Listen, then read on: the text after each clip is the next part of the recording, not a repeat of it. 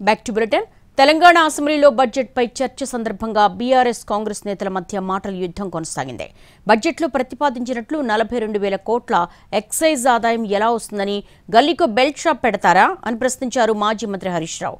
Belt shop వ్యాఖ్యల్ని ఖండించిన మంత్రి జూపల్లి మద్యం అక్రమ రవాణాను అరికట్టడం ద్వారా రాష్ట్రంలో ఆదాయం పెంచే మార్గాలు అన్వేషిస్తామన్నారు.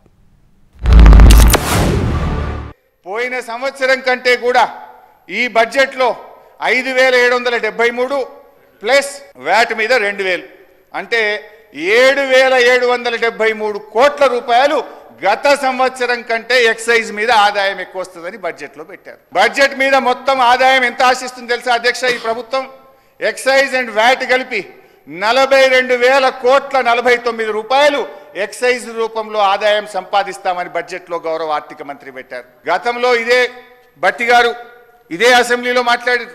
గ్రామీణ ప్రాంతాల్లో మద్యం సమస్య అత్యంత భయానకంగా మారింది.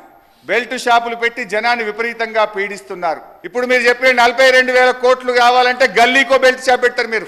హరీష్ రావు గారు అధ్యక్ష చెప్పిన దానిలో వాస్తవికత ఎంత ఆలోచన చేసిన అధ్యక్ష, 2014లో కేవలం 10,000 కోట్ల రూపాయలు ఎక్సైజ్ ఆదాయం. వాళ్ళ ప్రభుత్వ హయాంలో చివరి సంవత్సరము ఆదాయము 34,869 కోట్ల రూపాయలు ఆదాయం వచ్చింది అధ్యక్ష.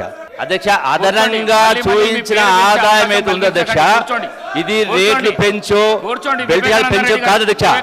పిల్ఫరేజెస్ టెక్నాలజీ యూజ్ చేసి అక్రమంగా కావచ్చు, అక్రమంగా ఇక్కడి నుంచి ఇతర రాష్ట్రాలకు వచ్చి రావడం కాదు, వచ్చేటువంటి దానిలో టెక్నాలజీని యూజ్ చేసి తగ్గించి రాష్ట్ర ఆదాయం పెంచు అధ్యక్ష.